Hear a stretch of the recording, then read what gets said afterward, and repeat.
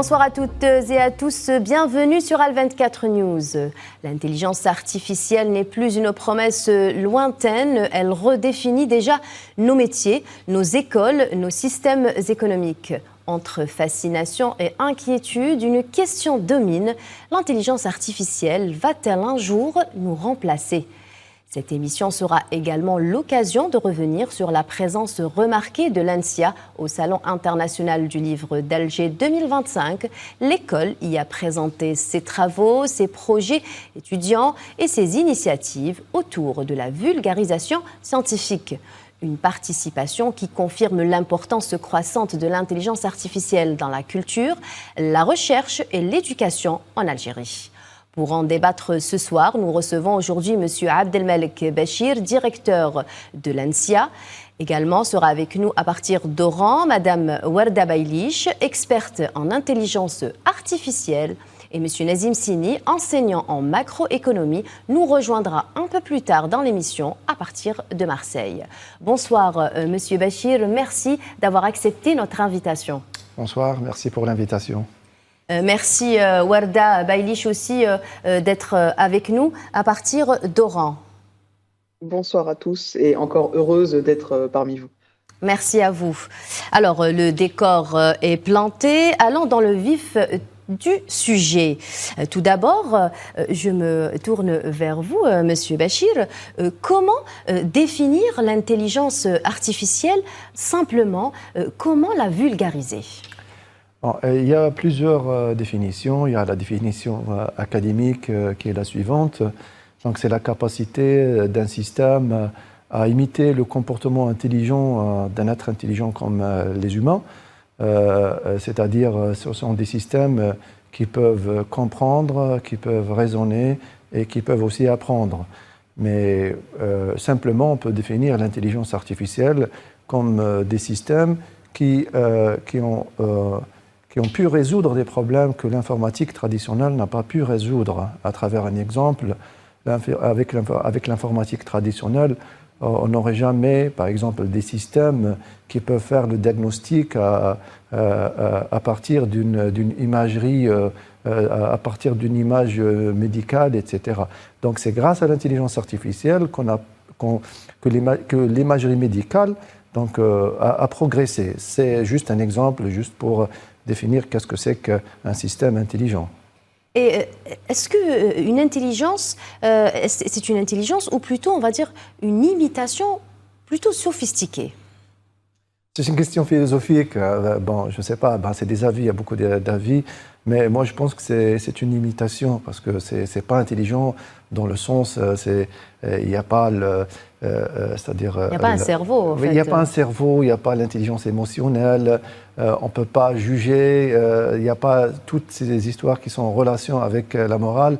Et même actuellement, donc, toutes les décisions difficiles sont toujours prises par l'être humain parce qu'on juge que la machine ne peut pas prendre des décisions de l'humain. Voilà. Madame Baylich, peut-être voulez-vous intervenir sur cette question? Oui, avec un grand plaisir. Alors, effectivement, l'intelligence artificielle, et ça c'est ma propre définition, parce qu'on n'est pas, disons, d'accord au niveau international sur la définition de l'intelligence artificielle. Disons que j'aimerais compléter par 3 échelles pour nos chers auditeurs, c'est-à-dire qu'il y a 3 grands volets sur l'intelligence artificielle, disons 3 niveaux de capacité.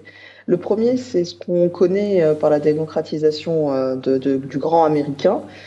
C'est vraiment l'IA générative, ou ce qu'on peut appeler aussi IA étroite. Donc l'objectif de l'IA générative, c'est de remplacer nos capacités en tant qu'intelligence humaine, mais de façon très silotée, verticalisée. Le deuxième niveau, c'est vraiment l'IA générale, et ça c'est vraiment le Graal actuel et la course internationale pour atteindre ce niveau. C'est l'objectif de remplacer nos capacités dans leur globalité, donc d'avoir des systèmes qui ont la capacité de se mouvoir, mais aussi d'avoir une autonomie de raisonnement. Et la troisième échelle, c'est la super intelligence. Et ça, tout le monde en rêve, en tout cas les plus grandes sociétés à l'international, c'est de vraiment dépasser nos capacités en intelligence humaine et de pouvoir envisager de nouvelles innovations et potentiellement même de nouveaux mondes. Donc potentiellement atteindre des projets, réaliser des projets qui aujourd'hui semblent très très loin, comme par exemple atteindre la planète Mars, par exemple. Justement, est-ce que selon vous, quels sont les mythes les plus ancrés, Madame Bailly? Alors, effectivement, le sujet de notre émission aujourd'hui, c'est est-ce que l'IA va remplacer l'humain? Moi, je suis convaincue que non.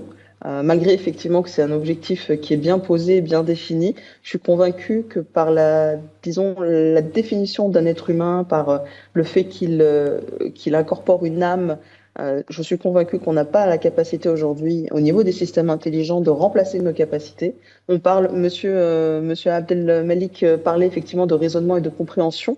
J'aimerais préciser que quand on parle de raisonnement et compréhension, ce n'est pas en fait une compréhension réelle par le système. Ce sont des statistiques derrière. Donc c'est vraiment purement mathématique. Donc c'est pas comme nous on peut l'interpréter et de le vivre au niveau de nos émotions. Donc c'est vraiment en fait de calquer par rapport à nos compréhensions mathématiquement et de pouvoir fournir donc des résultats mathématiques. Donc pour moi, on est, disons, avec énormément de mythes de remplacer l'humain. Par contre, on peut le programmer pour, comme vous l'avez très bien dit, hein, c'est-à-dire qu'on peut le programmer pour imiter l'humain. Par contre, pour qu'il le remplace, sincèrement, on n'y est pas et j'y crois qu'on n'y sera jamais. Ça reste à prouver. Hein. Là, on est en 2025, ça va déjà super vite, donc on en reparlera dans quelques années. Monsieur Bachir, donc là, on a essayé un peu de définir l'intelligence artificielle. On va un peu parler d'emploi. Donc, avec justement l'émergence de l'intelligence artificielle, selon vous, vous aussi, Madame Bailly, quels métiers sont réellement en danger? Il y en a plusieurs, hein. Donc peut-être je commencerai par les métiers de la saisie. Par exemple, les agents de saisie, je pense qu'ils vont disparaître parce que l'OCR est tellement bonne. Il y a d'autres métiers, des métiers qui font de la synthèse et qui font des études légères, pas très approfondies, parce que c'est toujours, à chaque fois, il y a quelque chose de très approfondi, de très sérieux. Il faut qu'il y ait un être humain qui valide par la suite. Il y a d'autres métiers aussi qui sont en danger, y compris les nôtres, enseignants-chercheurs à l'université. Donc, parce que l'IA devient très efficace, on peut vraiment bien apprendre avec l'intelligence artificielle. Hein. Les étudiants l'utilisent sur GPT et ça marche. Tous les métiers en général qui nécessitent, où on fait des tâches répétitives, hein, que ce soit à travers l'intelligence artificielle, le logiciel pur, ou à travers des robots qui vont remplacer les êtres humains dans des tâches répétitives qui ne nécessitent pas la prise de décision, où il y a des situations complexes et il y a des surprises, des choses comme ça. Donc là, les systèmes à base de l'intelligence artificielle devraient être moins efficaces que les êtres humains.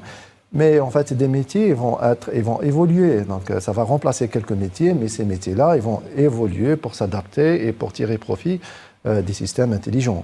Est-ce qu'ils vont finalement disparaître complètement ou pas?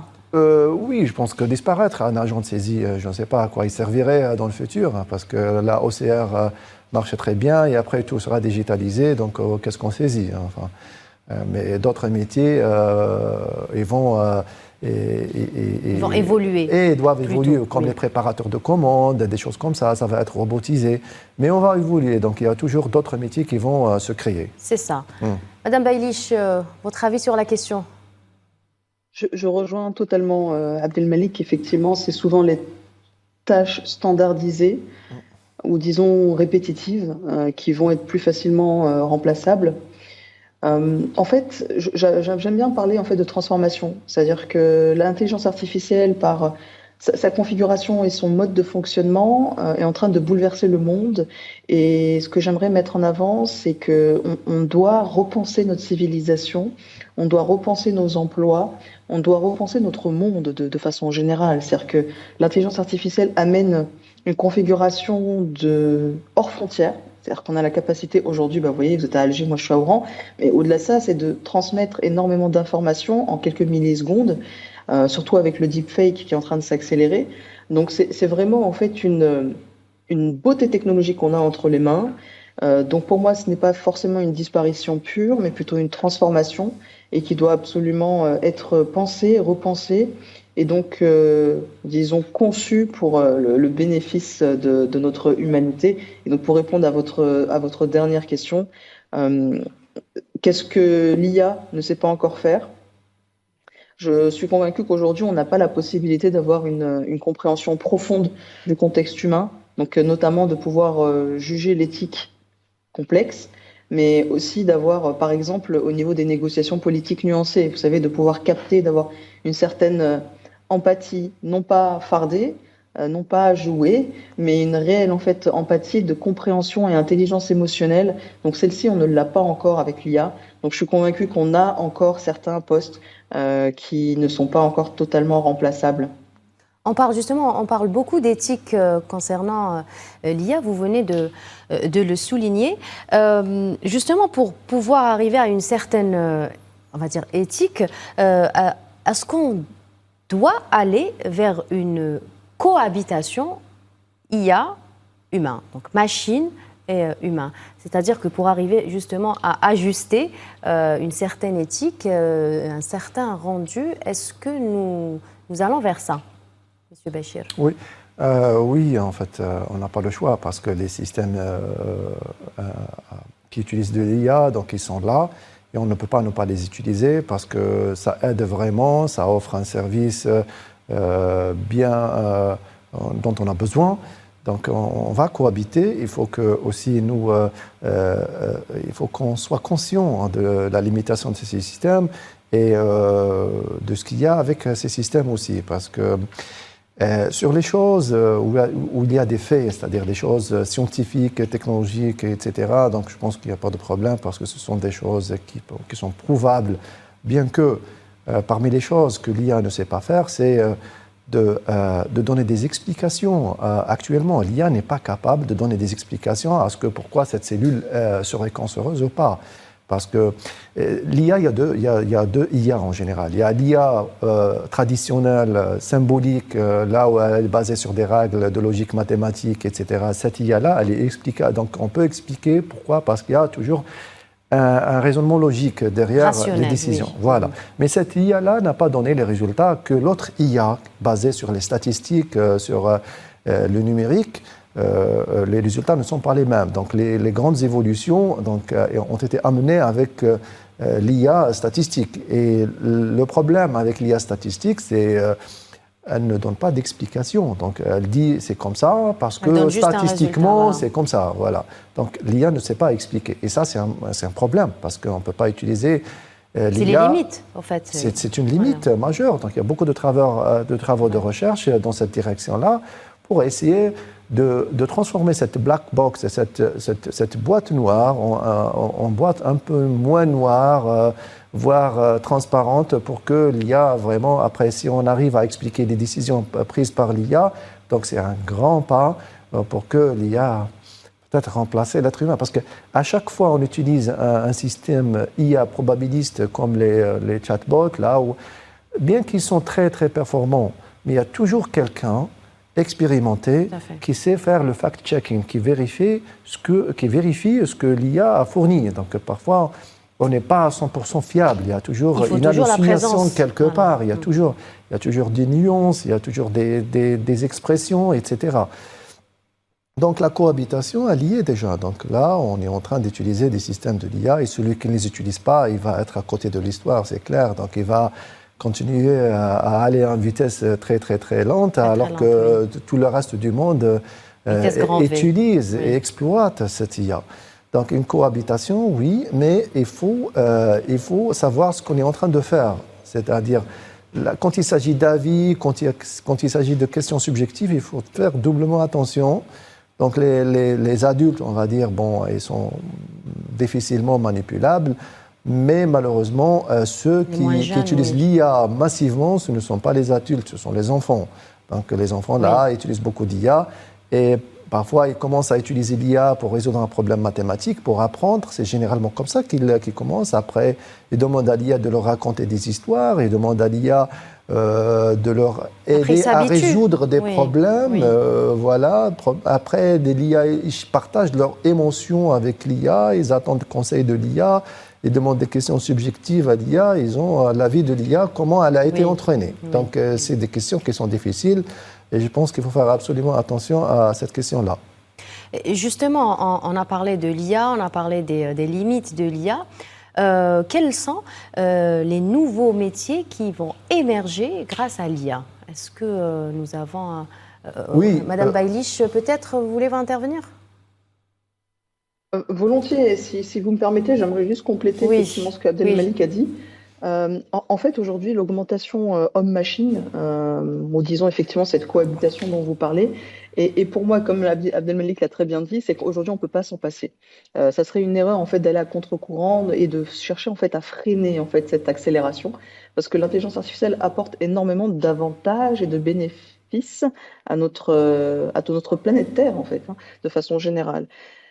Et ce que j'aimerais mettre en exergue pour ce point-là, c'est-à-dire qu'on parle de plus en plus d'agents IA et même de multi-agents. Et on peut s'imaginer, et c'était l'un des sujets de mon premier livre, c'est-à-dire qu'on peut s'imaginer dans très peu de temps, en fait, avoir un robot collègue, d'avoir des voisins robots. Pourquoi? Parce qu'ils sont effectivement dopés à l'intelligence artificielle, ils ont la capacité, disons, d'être programmés pour certaines tâches, donc exécuter certaines tâches. Donc pour moi, on est effectivement très très proche de vraiment cette cohabitation homme-machine. Et pour répondre à votre question en termes de nouveaux métiers émergents, c'est tout ce qui est relatif en fait à ces nouveaux usages, notamment la partie prompting. Donc on a de plus en plus de demandes d'ingénieurs, donc ce qu'on appelle des prompt engineers, mais aussi des ingénieurs qui doivent sécuriser ces différentes plateformes intelligentes et de pouvoir les enrichir. Donc parce qu'on a énormément de données, mais il faut, ce que vous montrez ici d'ailleurs à l'écran actuellement, c'est de pouvoir en fait garantir que ce qu'on est en train de voir à l'écran et de stocker, que c'est vraiment des données qualitatives. Donc de pouvoir les utiliser pour pouvoir avoir donc des résultats potentiellement qualitatifs aussi à leur tour. Donc je suis convaincue qu'il y a énormément de postes qui sont en cours de création, mais je peux vous tout à fait, je peux vous laisser un peu pousser l'imaginaire, d'avoir toute la partie maintenance, création de nouveaux robots et création de nouveaux usages par rapport à notre nouveau monde. Monsieur Bachir, vous vouliez Oui, absolument. rebondir? Je rejoins absolument le nouveau métier, c'est le prompt engineer. C'est-à-dire, c'est quelqu'un qui sait utiliser l'IA. L'IA, c'est comme Internet ou Google dans le passé. On demande à quelqu'un qui n'a pas d'expérience d'utiliser Internet ou Google, il n'aura pas les mêmes réponses et la même efficacité comme quelqu'un qui est expérimenté. Donc, ce sont des formations qui sont partout dans le monde. Et même, c'est des métiers où les ingénieurs sont payés vraiment, vraiment bien. Donc, en Amérique du Nord, en Europe, dans les pays développés, le prompt engineering, ce n'est pas quelque chose de facile, c'est des cours, c'est un apprentissage. Et aussi, additionnellement à ça, tout ce qui est en relation avec l'IA, genre tout ce qui est avec les données, c'est-à-dire la préparation des données, la sécurisation des données, la curation des données, etc. Tout ce qui est en relation avec les données, ça va aussi être... on aura besoin de ces personnes-là. Ces métiers-là, oui. Additionnellement, on a aussi besoin de personnes qui maîtrisent parce que ça sera toujours un expert. Pour les décisions difficiles, il y aura toujours un expert qui valide les décisions de l'IA. On aura besoin de bons mathématiciens, de bons physiciens, de bons experts métiers pour valider les résultats de l'IA. D'accord. Justement, sans transition, donc parlons justement de l'École nationale supérieure de l'intelligence artificielle. Donc, comment l'école prépare-t-elle justement les étudiants au monde transformé par l'IA? Les étudiants, l'école reçoit les étudiants qui ont eu beaucoup d'excellentes moyennes au baccalauréat, donc ils ont un programme qui est pratiquement le même de ce qui se fait par rapport à ce qui se fait dans le monde entier, dans les meilleures universités dans le monde. Donc les étudiants sont au courant, c'est-à-dire sont conscients de ce qu'ils doivent faire, comment ils vont vivre. Et donc nous, on les prépare, c'est-à-dire on les prépare à être de bons ingénieurs, c'est ce que je disais tout à l'heure. Donc c'est vrai que l'IA va écrire du code, va élaborer des programmes et va faire des choses.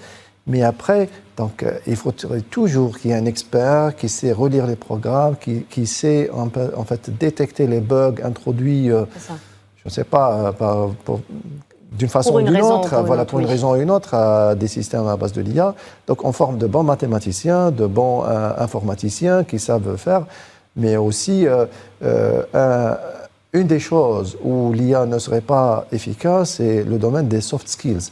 C'est-à-dire des personnes, ils ont la pensée critique, c'est-à-dire face à une situation difficile où on a besoin vraiment de soft skills, c'est-à-dire savoir communiquer, avoir de l'empathie envers des personnes, savoir de s'adapter, prendre les décisions difficiles, ces choses-là. Donc l'IA ne sait pas faire. ne serait pas très efficace parce qu'elle n'a pas l'intelligence dont on parlait tout à l'heure. Voilà. C'est une machine statistique, quoi. Madame Baylich, je reviens vers vous. Alors, selon vous, l'intelligence artificielle, plutôt, améliore-t-elle ou fragilise-t-elle l'apprentissage? Je vous dirais les deux. Tout dépend comment on l'utilise. Tout est une question d'usage. Je vais revenir vers vous. Allez-y, Madame Baylich. Merci beaucoup, Imen.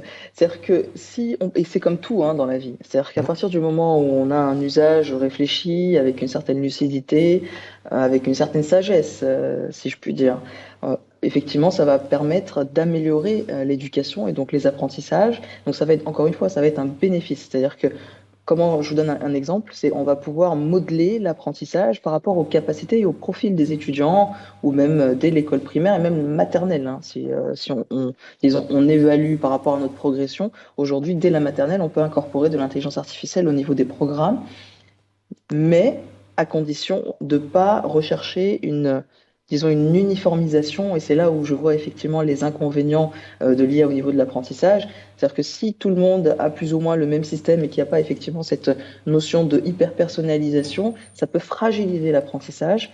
Mais aussi au-delà de ça, c'est-à-dire qu'on va créer on va isoler certains étudiants parce qu'il y en a certains qui vont être très très forts et ça va leur permettre en fait de progresser très très vite, et d'autres étudiants qui peuvent être effectivement marginalisés. Pourquoi? Parce qu'ils n'ont pas pris le train en marche assez rapidement, ou n'ont pas effectivement cette résilience et cette agilité de vouloir se former et progresser. Donc c'est pour ça que je vous dis oui et non.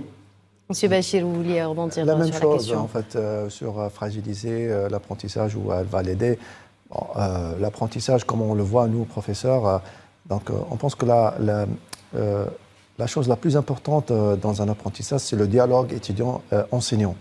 C'est en fait, par exemple, les cours, ils sont disponibles sur Internet, donc on peut aller voir sur YouTube ou sur n'importe quelle plateforme de e-learning les meilleurs cours du monde, mais on n'a pas la possibilité d'interagir avec le professeur en direct, et on ne peut pas dialoguer avec le professeur, parce que l'apprentissage, quand on apprend, on essaye d'enlever tout le doute qu'on a sur une question donnée. Et le doute, en fait, généralement, c'est des questions successives. Donc, une question-réponse, après une question qui s'ensuit, après une réponse, et après tout ce dialogue pour enlever le doute. C'est comme ça qu'on apprend.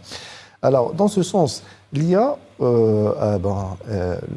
enfin, l'enseignement, c'est une tâche qui est un peu maîtrisée. Donc, les cours sont très stables, surtout les cours, on va dire, des cycles 1, c'est-à-dire la primaire, moyenne et au lycée. Les cours sont stables, donc elles sont maîtrisées. Donc, l'IA, elle va être vraiment parfaite dans ce sens où les élèves peuvent, c'est-à-dire, poser des questions à l'IA, et l'IA va leur répondre possiblement d'une manière beaucoup plus efficace qu'un enseignant, parce qu'elle ne se trompe pas, les choses sont stables. Mais le problème est le suivant. Donc, si on utilise l'IA pour apprendre de cette façon-là, c'est-à-dire lui poser des questions et essayer de comprendre, donc ça va aider, donc ça va le rendre encore plus efficace, l'apprentissage, parce que c'est personnalisé pour chaque étudiant. Mais par contre, la crainte est que les étudiants ou même les élèves vont utiliser l'IA pour résoudre leur exercice. Ce n'est pas pour lui poser des questions, pour apprendre et après résoudre l'exercice eux-mêmes. Parce que vu la facilité, vu les choses, donc les étudiants vont finir par demander à l'IA de résoudre l'exercice. Et même, on a vu ça, même si l'étudiant voit que le rapport dont l'écrit a élaboré ou a écrit, ou dans l'exercice où l'IA a résolu, contient certaines choses où l'étudiant peut améliorer, c'est qu'il n'a pas le temps de le faire, il le laisse passer comme il est, etc. Et on finira par accepter ce que l'IA nous donne. Donc ça, c'est un risque. On est en train d'utiliser, enfin, on est en train d'expérimenter avec ça. Donc un enseignant au niveau de l'école, et il a demandé aux étudiants un examen open book où ChatGPT ou tous les systèmes d'IA étaient possibles. Il leur a posé une question que l'IA ne pouvait pas résoudre, et personne n'a su le faire, et personne n'a essayé d'essayer de le résoudre soi-même, et ils ont tous perdu leur temps à essayer d'écrire le bon prompt pour avoir la bonne solution, réponse, et ça n'a pas marché. Et bon, c'est un signal, et après on essaie de voir comment on fait. C'est clair que pour certains examens, les téléphones sont interdits, tout est interdit. Et pour certains examens, on leur laisse faire juste pour leur montrer que l'IA a des limites. Des limites. Mais c'est une question difficile, en fait. Tout le monde, il n'y a pas une réponse à cette question directe, mais en même temps, on est en train d'essayer de suivre ce qui se fait dans le monde, dans les universités les plus prestigieuses, les plus avancées. Bien sûr, on ne veut pas, c'est-à-dire être à côté. On doit avoir une certaine veille pour savoir ce qui se passe. Voilà. Très bien. Alors, on marque une petite pause de réclame et on revient juste après.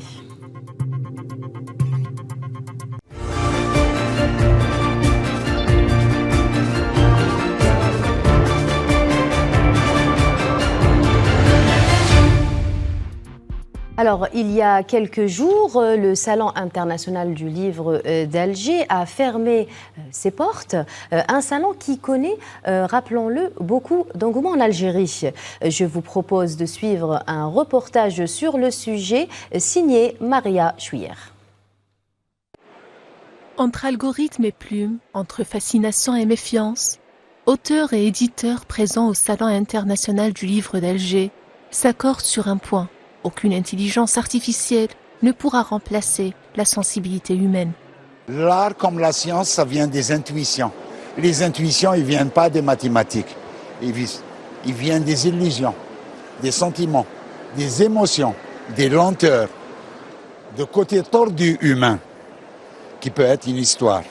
Ces choses-là, l'IA, elle ne les connaît pas. Sans vécu, sans émotion ni mémoire personnelle, le monde d'aujourd'hui s'interroge. Jusqu'où l'intelligence artificielle peut aller? Les auteurs présents au salon répondent à cette question à travers leur expérience. C'est dénoué de tout sens, de tout ressentiment. C'est quelque chose qui est inerte. Elle obéit. Et puis, elle a sa limite aussi. Parce que c'est en fonction du data qu'elle a. Voilà. Donc, l'IA, on peut l'utiliser. C'est bien. Mais il ne faut pas croire que l'IA va remplacer l'homme dans l'écriture, dans la pensée, dans la réflexion.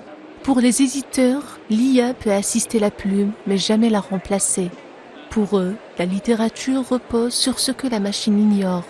Une voix singulière, une émotion vécue, une vérité intime que nul programme ne peut coder. L'intelligence artificielle, comme les autres applications du genre les GAFA, etc., ne font que collecter une ensemble d'informations et grâce aux capacités informatiques, on arrive à emmagasiner toutes ces informations pour ensuite les diffuser. Vous écrivez un mot, tout de suite, il vous corrige, etc., etc. Voilà. Donc, en un mot, c'est ceci. Voilà. Bref, l'intelligence artificielle ne remplacera pas l'être humain. C'est ma conviction. On est en train de parler d'une intelligence artificielle et en même temps, en parallèle, de l'authenticité humaine. Et là est toute la différence. Et je pense, en tant que déjà être humain et maison d'édition, impossible qu'un jour l'authenticité humaine soit remplacée par qui que ce soit d'autre ou quoi que ce soit d'autre. Au cœur du SIDA, le message est clair. La technologie peut accompagner la création, mais elle ne saurait jamais écrire à la place du cœur humain.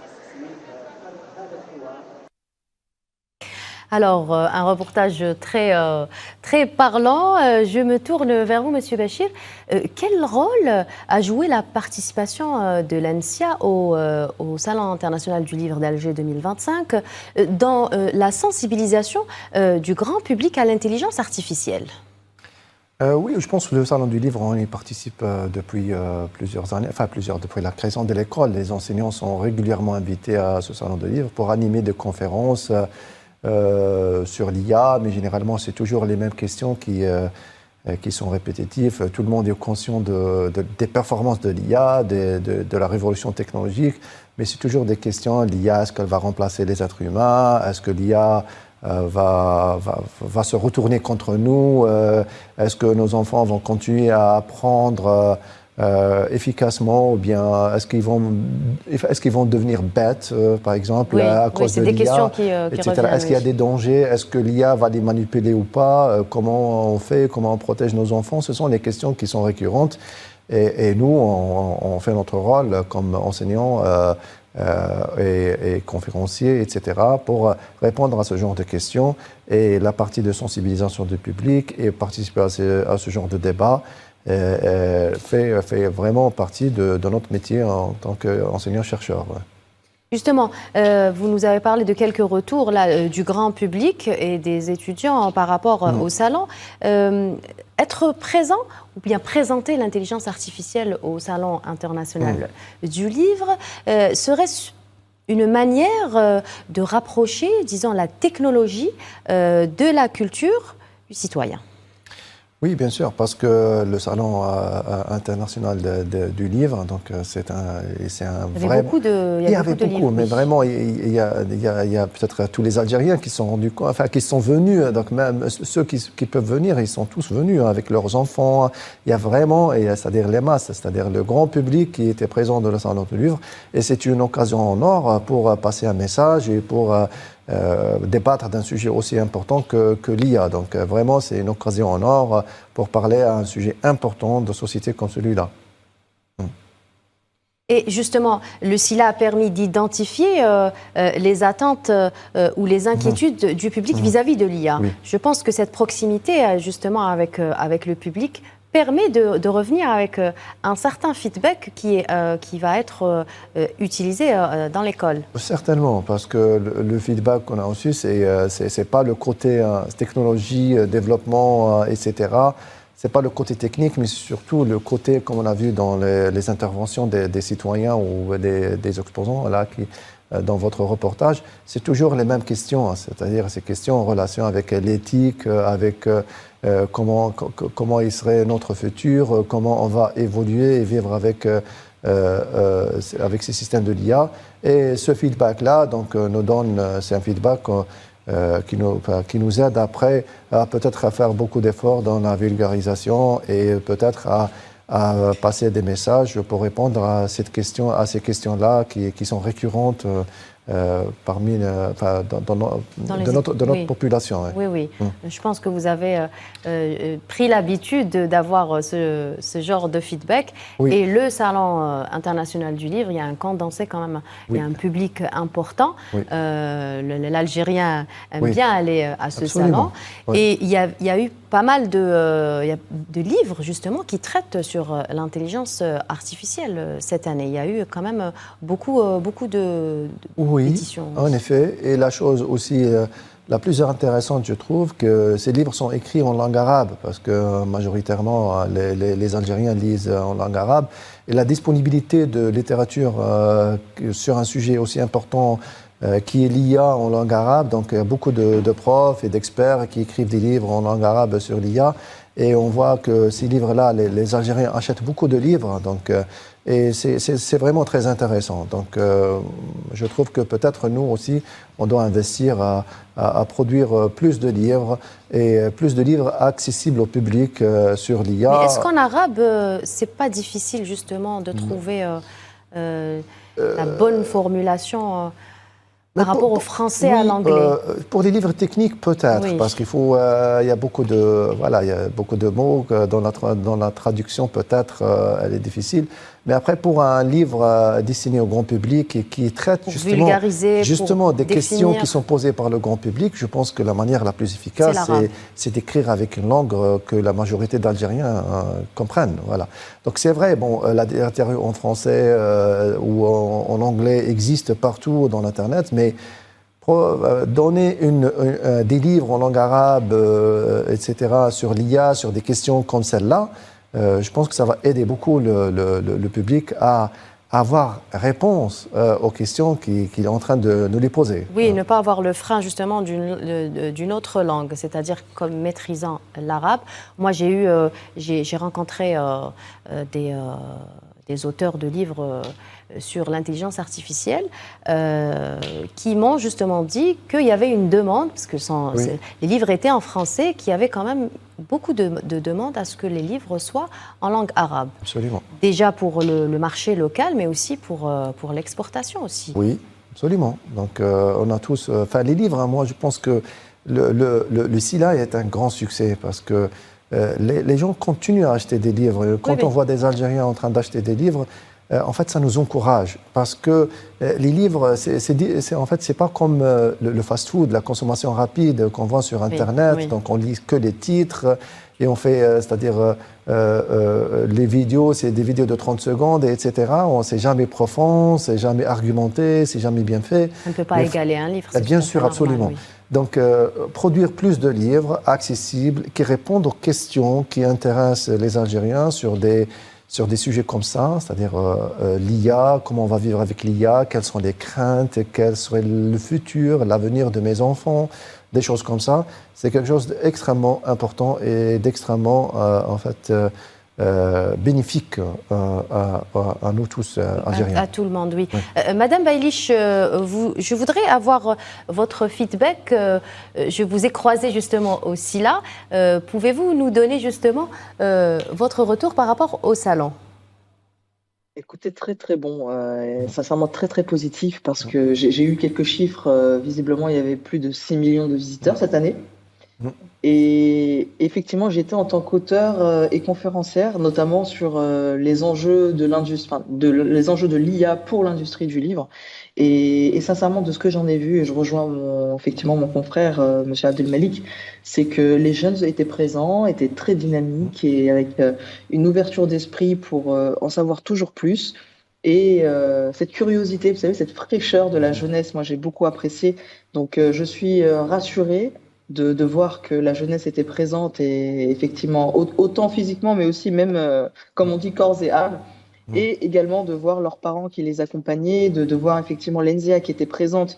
Et donc pour moi c'est vraiment un facteur de succès aussi parce que on arrive à mêler le patrimoine et effectivement les enjeux numériques. Donc pour moi c'est vraiment crucial, c'est vraiment stratégique. Mais en plus de ça, c'est de voir qu'il y avait plus de 40 pays, si je ne me trompe pas, même 48 pays qui étaient présents lors du SILA. Donc on a démontré encore une fois que l'Algérie, et là particulièrement Alger, est vraiment le berceau autant du patrimoine, de la culture, mais aussi, je l'espère, de plus en plus au niveau des enjeux numériques. Et justement, par rapport au SILA, est-ce qu'il y a eu des collaborations ou peut-être des initiatives qui sont nées justement à partir de cette participation au salon, que ce soit pour les étudiants de l'école ou pour vous, Madame Baylich?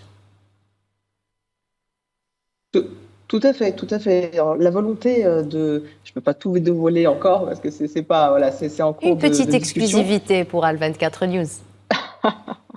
Bah, écoutez, il y a une volonté, en tout cas, d'avoir des livres de plus en plus numérisés, donc d'avoir des plateformes numériques, mais tout en ayant effectivement une conscience de faire perdurer le maximum possible les livres physiques et effectivement d'augmenter, disons, avoir vraiment une croissance au niveau de l'innovation en Algérie, mais aussi pour l'Afrique et pour le monde depuis l'Algérie. M. Bachir, par rapport à l'école? Oui, par rapport à l'école, donc on a participé au débat, donc on a augmenté notre réseau avec les différents éditeurs, les étudiants aussi. Donc on continue à faire ce genre d'activités et travailler pour que non seulement former des ingénieurs qui maîtrisent la technologie IA et qui savent construire des systèmes IA et qui savent vérifier des systèmes IA, mais aussi en fait participer au débat de société comme ça dans des événements comme celui-là. Ça reste important, une présence de l'école reste importante. Peut-être qu'il y en a qui ne connaissent pas l'existence de l'école, peut-être les moins jeunes, on va dire les moins jeunes, qui sont vraiment attirés par ces études. Donc c'est un moyen quand même de médiatiser l'école à ceux qui ne la connaissent pas. Oui, vu l'importance du Salon du Livre. Exactement. Monsieur Sini vient de nous rejoindre. Bonsoir Monsieur Sini et merci d'avoir accepté notre invitation. Alors, Monsieur Sini, vous vous intéressez énormément à la projection de l'Algérie d'ici 2030.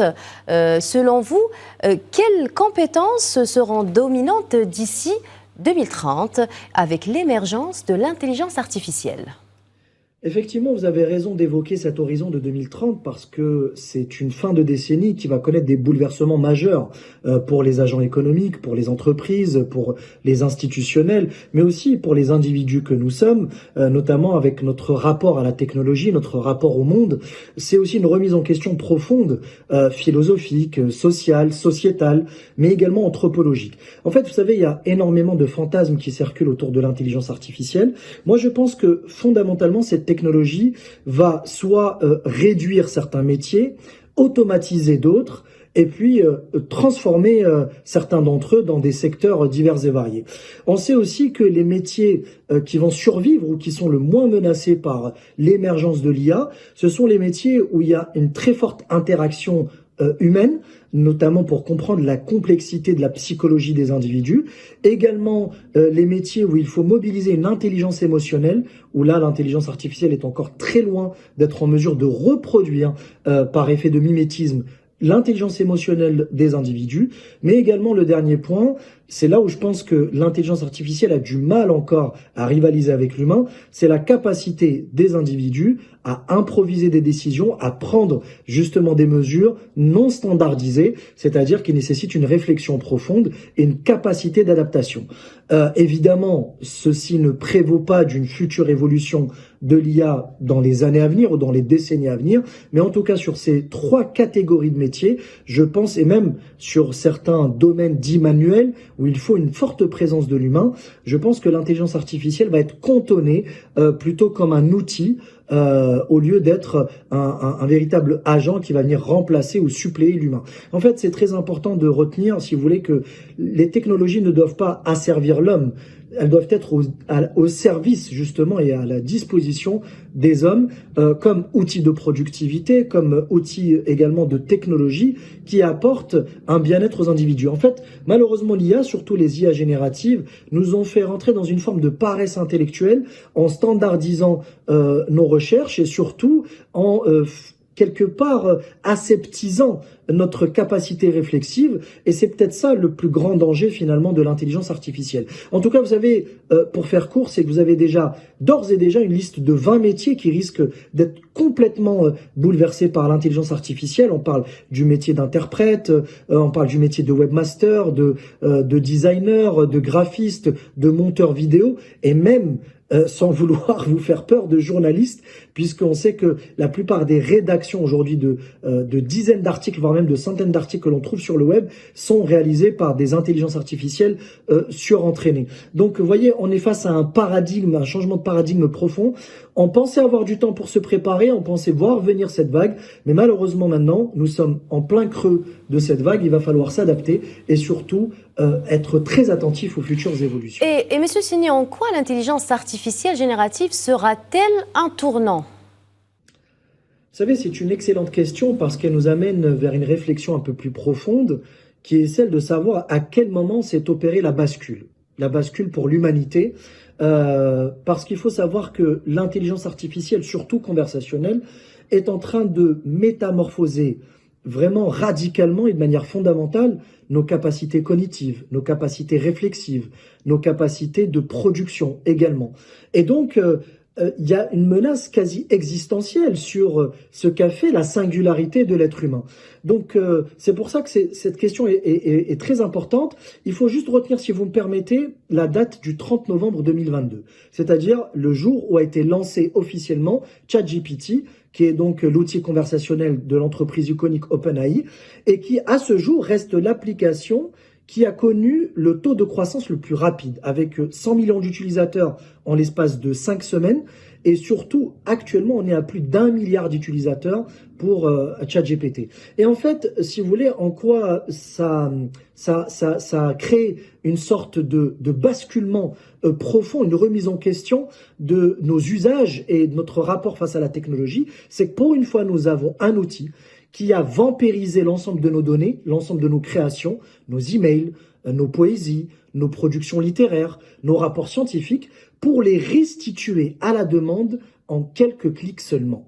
C'est-à-dire qu'elle a eu cette capacité, en fait, à nous entrer dans une sorte de fainéantise intellectuelle qui, bon, pour certains vont dire c'est un outil de productivité, ça nous permet de gagner du temps, mais surtout, quelque part, ça nous pousse à moins réfléchir.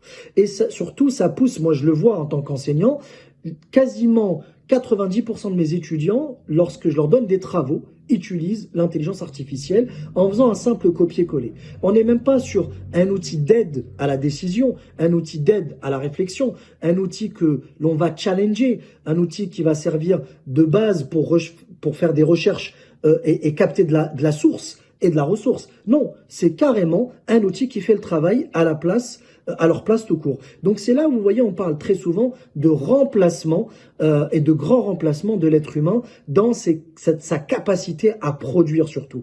Donc on parle de production intellectuelle. Mais encore une fois, je pense il ne faut pas aller vers une technologie qui va être bridée, qui va être légiférée, mais plutôt il faut aller dans de la sensibilisation et de la pédagogie pour qu'encore une fois, cet outil soit au service de l'homme et non pas l'inverse.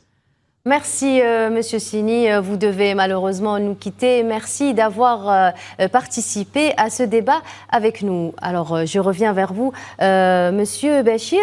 Donc, selon vous, est-ce que les écoles doivent-elles revoir complètement leur programme ou, on va dire, s'adapter à ces nouvelles technologies qui émergent, on le disait tout à l'heure, à une vitesse grand V? Il faut revoir les programmes en profondeur. Il faut tenir compte qu'il y a un nouveau, il y a un nouveau standard, et donc il y a l'intelligence artificielle qui est là, et il faut faire attention à cela. Et en même temps, je pense qu'il faut le faire très vite, parce qu'avec la vitesse de la démocratisation de ces outils d'intelligence artificielle, avec leur accessibilité, on a tous un smartphone, on a plusieurs smartphones à la maison, on est tous connectés. Tous les enfants, pratiquement tous les enfants savent utiliser le ChatGPT ou Gemini ou tous les autres équivalents. Donc, ils sont plus vite, ils sont plus rapides que nous, en fait, adultes.